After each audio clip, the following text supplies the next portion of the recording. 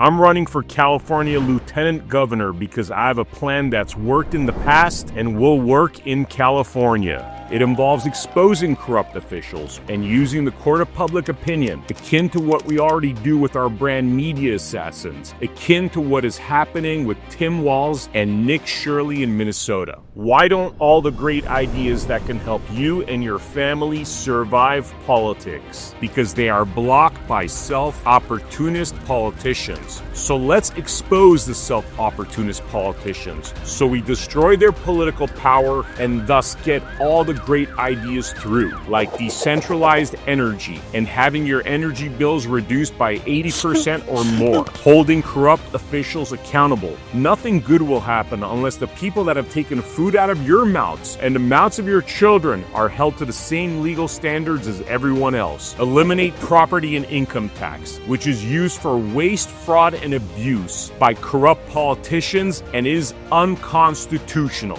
Reduce regulations across the board. I'll give you an example. My friend had to do some reconstruction in his small family business. In order to do so, he had to spend $250,000 to move a toilet and its piping just 1 inch. The toilet presented no hazard, but the costs drove him out of business, destroying his small business. Destroying small business with such stupid regulations is a path to corporate oligarchy. Increase public safety. And as a victim of probably one of the worst acts of police corruption, being called an assassin, I can say that I understand why people have wanted to defund the police. But that's not the right way. The right way is to raise standards, so we don't have bad cops running around abusing their power and costing the taxpayers hundreds of millions of dollars in lost lawsuits. Decentralized economy. California is the 4th largest economy in the world, and while the US dollar plummets and so does your buying power, there is an opportunity here to have a truly decentralized California crypto coin that all Californians could benefit from. Encourage the building of affordable housing communities using parts of the millions of acres of open land that exist in California. This makes our congested and unhealthy cities less crowded while giving young buyers an opportunity to own homes at a time when the average median buying age is 40 years old. Secure water for generations by building desalination plants and water reservoirs across California. Restore and protect parental rights. The state and activist teachers have no business telling you what to do with your children. Healthcare, not sick care. The current system counts on your suffering so they can make a buck. It's all about preventative care to live a better quality of life and enjoy longevity. Public Doge-like audit of all government spending. It's time we find all the stolen monies by these corrupt officials, hold them accountable, and never let them rob us blind again. Protect the Constitution. It's the one sacred legal document that is preventing us from full-blown tyranny and communism. We need a one-tier, not two-tier justice system. That means holding corrupt judges that break the law accountable, removing immunity, and restoring common law for the people. End child and human trafficking. No serious or moral society can turn a blind eye to the scourge of human trafficking. And finally, end the communist Marxist agenda that threatens to destroy our Constitution and enslave us, just like what is happening in China and just like what we are seeing in the United Kingdom and Canada. And now I'd like to tell you a little bit more about myself and my recent political journey, which started October 13, 2024, when Sheriff Chad Bianco falsely accused me of being the 3rd Trump assassin. He did this without a shred of evidence, and he knew he was lying through and through. He knew that the stories he was saying were impossible to happen on that day. I am glad that we're not talking about this after we shot him. If you're asking me right now, I probably did have deputies that prevented the 3rd assassination attempt. He was a lunatic. It's people trying to do harm, and thank God we prevented it. And we know that we prevented something bad from happening, and it's irrelevant what that bad was going to be. I truly do believe that we prevented another assassination attempt. The truth is that Vem Miller was 1.2 miles from a Trump rally, as this evidence shows, and he was not trying to enter a Trump rally. In fact, it was impossible to enter a Trump rally from where he was, because you would have to park your car and take a shuttle 1.2 miles down the road, and then be screened by Secret Service before you entered the actual rally. But until today, Chad Bianco lies about this topic. Look at what we just did. We found a guy with guns inside the Trump rally. I couldn't think of the word. Everything Bianco said there was a lie. They did not find anything. Vem literally drove up to a deputy 1.2 miles from the rally and let them know he had 2 guns in the back of his SUV. So I'm a Trump caucus captain, but I want to be totally transparent. I'm from Nevada, and I do have my firearms in the back. Do you guys want to hang on to it? I mean, I don't mind you guys holding on to it either. They'll decide what they're going to do. Okay. Just pull up in the Alcove. All right, thank you. Where are you trying to go? Oh, the gentleman, that sheriff told me to pull in here because I told him I have 2 firearms in the back, and I'm just letting you guys know. Solid, hold on. We found a guy with guns inside the Trump rally. I couldn't think of the word.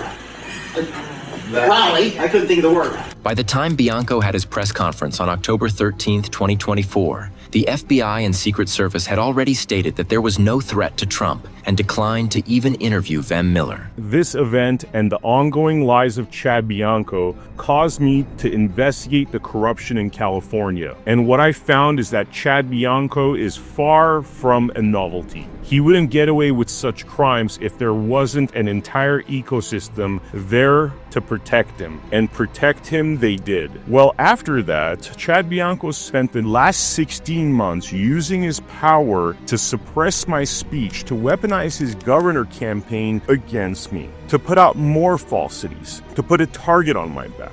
I've been targeted, harassed, assaulted, lost contact with my children, had my parents attacked, and a litany of other repugnant behavior due to Sheriff Chad Bianco.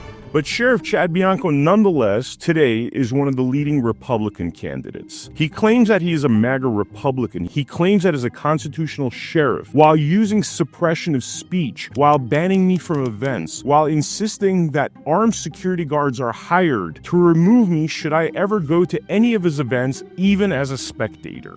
Sheriff Chad Bianco is a symptom of the disease of corruption that is plaguing California and plaguing our entire nation. Corruption and criminals in powerful positions in our government has become the rule and not the exception. And so I'd like to tell you a little bit about my background. For 30 years, I have been a media professional. I produce thousands of hours of television and online content. I am an experienced investigative journalist, having exposed many corrupt officials before, and having been successful in removing a number of them. Another investigation led me to discover the other BLM, the Bureau of Land Management, was destroying the American rancher so they could usher in the World Economic Forum agenda of having us eat factory manufactured meats. On my podcast, the Blood Money Podcast, which exposes conspiracy, corruption, and controversy, I've heard many stories from individuals that talk about the different aspects of corruption in our government, whether it be the financial crimes that many in power partake in, those individuals that go into office for a $200,000 a year job and then exit their office with $50 million in the bank, the healthcare system and how it is a sick care system aimed at keeping you unhealthy and vulnerable, the homeless industrial complex that enriches the powerful while leaving our streets dangerous for you and your family, the two-tier justice system that destroys families, lives, and steals children from parents, tax frauds like income tax and property tax that is there to just enrich corrupt politicians, the corruption of our financial sector. You are victims of that corruption. Look what's happening to your money. You think you're holding a dollar in your hand, and that dollar does not buy what that dollar used to buy just 3 years ago. We've seen the corruption of our parental rights, how individuals that are politically political activists are trying to indoctrinate our children and tell good parents how to raise their children. Corruption of the water system in California, where there's an ocean right on the California coast, and they tell us there's not enough water to put out fires, when a nation like Israel has been using desalination plants to make sure they have no problems with water whatsoever. They'll tell you that desalination costs a lot of money while spending billions on projects that never come to fruition. The great risk we face right now is that our country is falling apart for the middle and low-income households. We see in New York how the young voted for a socialist communist mayor